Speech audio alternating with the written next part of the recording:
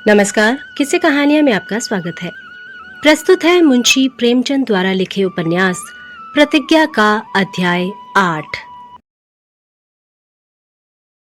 वैशाख में प्रेमा का विवाह दाननाथ के साथ हो गया। बड़ी धूमधाम हुई। सारे शहर के रईसों को निमंत्रित किया। लाला बद्री प्रसाद ने दोनों हाथों से रुपए लुटाए, मगर दाननाथ की ओर से कोई तैयारी न थी। अमृत राय चंदा करने के लिए बिहार की ओर चले गए थे और ताकीद कर गए थे कि धूमधाम मत करना। दाननाथ उनकी इच्छा की अवहेलना कैसे करते। इधर पूर्णा के आने से सुमित्रा को मानो आंखें मिल गईं।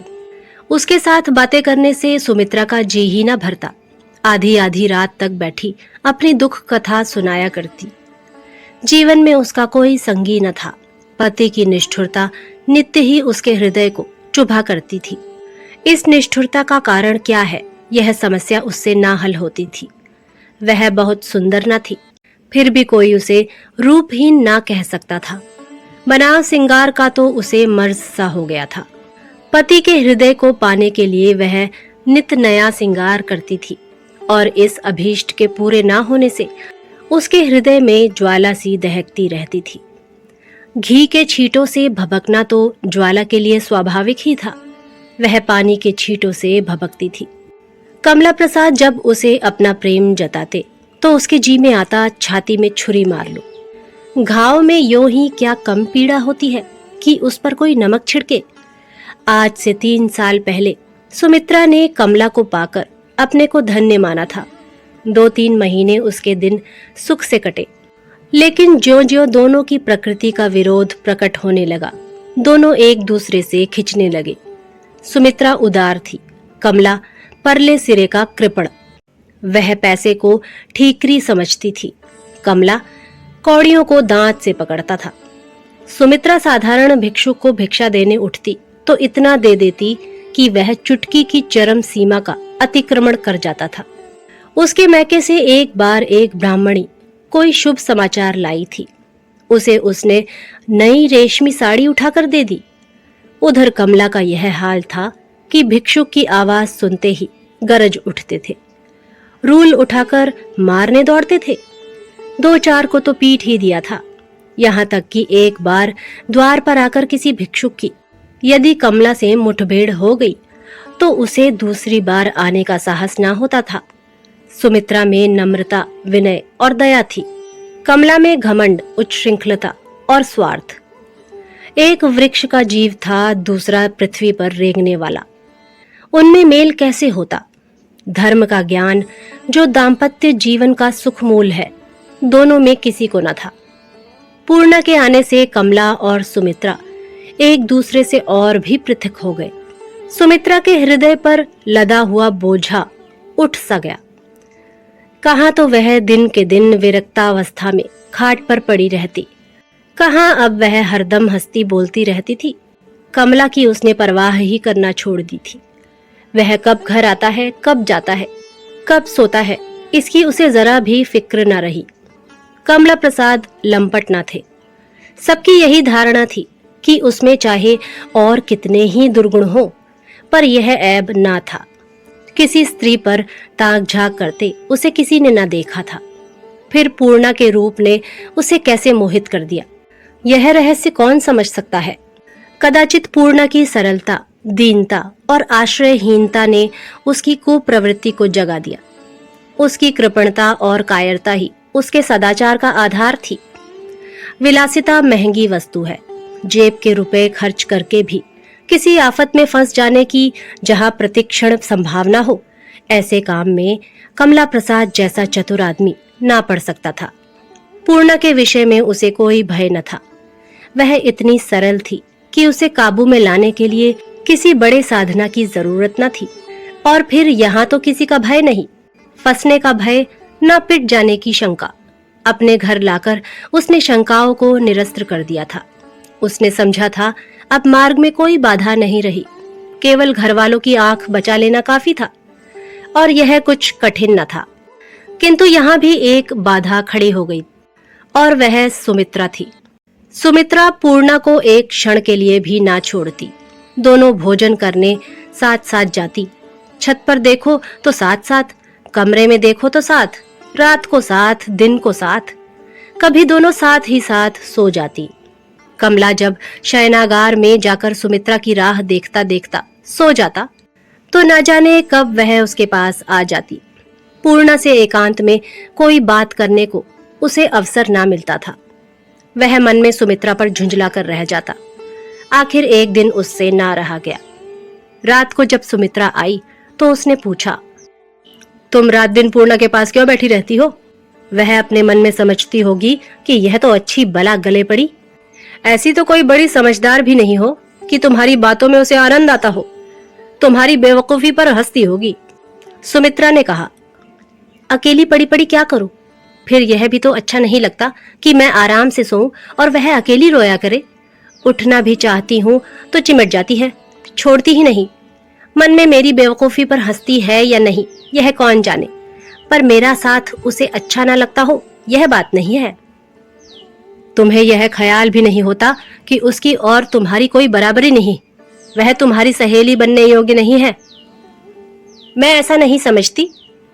तुम्हें उतनी समझ ही नहीं, समझोगी क्या? ऐसी समझ का ना होना ही अच्छा है। उस दिन से सुमित्रा परछाई की भांति पूर्णा के साथ रहने लगी। कमला प्रसाद के चरित्र में अब एक विचित्र परिवर्तन होता जाता था। सिनेमा देखने का अब उसे शौक न था। नौकरों पर डांट फटकार भी कम हो गई, कुछ उदार भी हो गया। एक दिन बाजार से बंगाली मिठाई लाया और सुमित्रा को देते हुए कहा, जरा अपनी सखी को चखाना। सुमित्रा ने मिठाई ले ली, पर पूर्णा से उसकी चर्चा तक न की। दूसरे दिन कमला ने पूछा, पूर्णा ने मिठाई पसंद की होगी? सुमित्रा ने कहा, बिल्कुल नहीं, वह तो कहती थी मुझे मिठाई से कभी प्रेम ना रहा। कई दिनों के बाद कमला प्रसाद एक दिन 2 रेशमी साड़ियां लाए और बेधड़क अपने कमरे में घुस गए। दोनों सहेलियां खाट पर लेटी बातें कर रही थी। हक बकाकर उठ खड़ी हुई। पूर्णा का सिर खुला हुआ था, मारे लज्जा के उसकी देह में पसीना आ गया। सुमित्रा ने पति की ओर कुपित नेत्रों से देखा। कमला ने कहा, अरे पूर्णा भी यही है, क्षमा करना पूर्णा, मुझे मालूम न था। यह देखो सुमित्रा, 2 साड़ियां लाया हूँ, सस्ते दामों में मिल गई। एक तुम ले लो, एक पूर्णा को दे दो। सुमित्रा ने साड़ियों को बिना छुए हुए कहा, इनकी तो आज तक कोई जरूरत नहीं। मेरे पास साड़ियों की कमी नहीं है, और पूर्णा रेशमी साड़ियां पहनना चाहेगी तो मैं अपनी नई साड़ियों में से एक दे दूंगी। क्यों बहन, इसमें से लोगी कोई साड़ी? पूर्णा ने सिर हिलाकर कहा, नहीं, मैं रेशमी साड़ी लेकर क्या करूंगी? कमला प्रसाद बोले, क्यों? रेशमी साड़ी तो कोई छूत की चीज नहीं। सुमित्रा बोली, छूत की चीज नहीं, पर शौक की चीज तो है। सबसे पहले तो तुम्हारी पूज्य माताजी ही छाती पीटने लगेंगी। कमला प्रसाद बोले, मगर अब तो मैं लौटाने न जाऊंगा, बजाज समझेगा दाम सुन के डर गए। सुमित्रा बोली, बहुत अच्छी हो तो प्रेमा के पास भेज दूं, तुम्हारी बेसाही हुई साड़ी पाकर अपना भाग्य सराहेगी। मालूम होता है आजकल कहीं कोई रकम मुफ्त हाथ आ गई है। सच कहना, किसकी गर्दन रेती है? गांठ के रुपए खर्च करके तुम ऐसी फिजूल की चीजें कभी न लाए होंगे। कमला ने आग्नेय दृष्टि से सुमित्रा की ओर देखकर कहा, तुम्हारे बाप की तिजोरी तोड़ी है, और भला कहाँ डाका मारने जाता? सुमित्रा बोली, मांगते तो वह यों ही दे देते, तिजोरी तोड़ने की नौबत ना आती, मगर स्वभाव को क्या करो। कमला ने पूर्णा की ओर मुंह करके कहा, सुनती हो पूर्णा इनकी बात? पति से बातें करने का यही ढंग है। तुम भी इन्हें नहीं समझाती? और कुछ नहीं तो आदमी सीधे मुंह बात तो करे। जब से तुम आई हो मिजाज और भी आसमान पर चढ़ गया है। पूर्णा को सुमित्रा की कठोरता बुरी मालूम हो रही थी। एकांत में कमला प्रसाद सुमित्रा को जलाते हो, पर इस समय तो सुमित्रा ही उन्हें जला रही थी। उसे भय हुआ कि कहीं कमला मुझसे नाराज हो गए तो मुझे इस घर से निकलना पड़ेगा। कमला को अप्रसन्न करके यहाँ एक दिन भी निर्वाह नहीं हो सकता, यह वह जानती थी। इसलिए वह सुमित्रा को समझाती रहती थी। बोली, मैं तो बराबर समझाया करती हूँ बाबूजी, पूछ लीजिए झूठ कहती हूँ। सुमित्रा ने तीव्र स्वर में कहा, इनके आने से मेरा मिजाज क्यों आसमान पर चढ़ गया, जरा यह भी बता दो। मुझे तो इन्होंने राज सिंहासन पर नहीं बिठा दिया। हाँ, तब अकेली पड़ी रहती थी, अब घड़ी दो घड़ी इनके साथ बैठ लेती हूँ। क्या तुमसे इतना भी नहीं देखा जाता? कमला प्रसाद बोले, तुम व्यर्थ की बातें बढ़ाती हो सुमित्रा। मैं यह कब कहता हूँ कि तुम इनके साथ उठना बैठना छोड़ दो? मैंने तो ऐसी कोई बात नहीं कही। सुमित्रा बोली, और यह कहने का आशय ही क्या है कि जब से यह आई है तुम्हारा मिजाज आसमान पर चढ़ गया है? कमला प्रसाद बोले, कुछ झूठ कह रहा हूँ? पूर्णा खुद देख रही है। तुम्हें उनके सत्संग से कुछ शिक्षा ग्रहण करनी चाहिए थी। उन्हें यहाँ लाने का मेरा एक उद्देश्य यह भी था, मगर तुम्हारे ऊपर इनकी सोहबत का उल्टा ही असर हुआ। यह बेचारी समझाती होंगी, मगर तुम क्यों मानने लगी?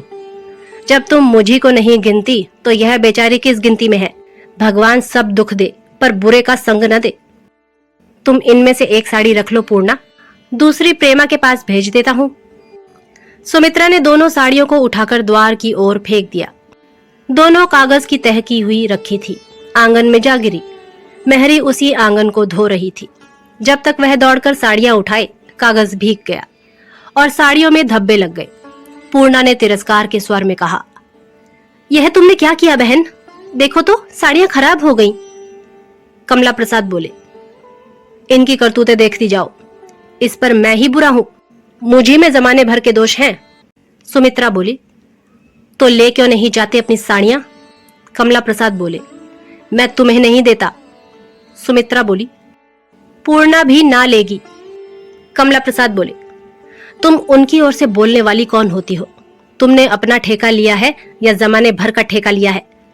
बोलो पूर्णा, एक रख दूं ना? यह समझ लो कि तुमने इनकार कर दिया तो मुझे बड़ा दुख होगा। पूर्णा बड़े संकट में पड़ गई। अगर साड़ी लेती है तो सुमित्रा को बुरा लगता है, नहीं लेती तो कमला बुरा मानते हैं। सुमित्रा क्यों इतना दुराग्रह कर रही है? क्यों इतना जामे से बाहर हो रही है? यह भी अब उससे छिपा न रहा। दोनों पहलुओं पर विचार करके उसने सुमित्रा को प्रसन्न रखने का निश्चय किया। कमला रूठकर उसको कोई हानि नहीं पहुंचा सकते। अधिक से अधिक उसे यहाँ से चले जाना पड़ेगा। सुमित्रा अप्रसन्न हो गई तो न जाने क्या गजब ढाए, न जाने उसके मन में कैसे कैसे कुत्सित भाव उठे। बोली, बाबूजी, रेशमी साड़ियां पहनने का मुझे निषेध है, लेकर क्या करूंगी? ऐसा ही है तो कोई मोटी झोटी धोती ला दीजिएगा। यह कहकर उसने कमला प्रसाद की ओर विवश नेत्रों से देखा। उनमें कितनी दीनता, कितनी क्षमा प्रार्थना भरी हुई थी। मानो वे कह रही थी, लेना तो चाहती हूँ पर लूं कैसे? इन्हें आप देख ही रहे हैं, क्या घर से निकालने की इच्छा है? कमला प्रसाद ने कोई उत्तर नहीं दिया। साड़ियां चुपके से उठा लीं और पैर पटकते हुए बाहर चले गए। आप सुन रहे थे मुंशी प्रेमचंद द्वारा लिखे उपन्यास प्रतिज्ञा का अध्याय 8। जल्द ही अगले अध्याय के साथ प्रस्तुत होंगे। तब तक के लिए नमस्कार।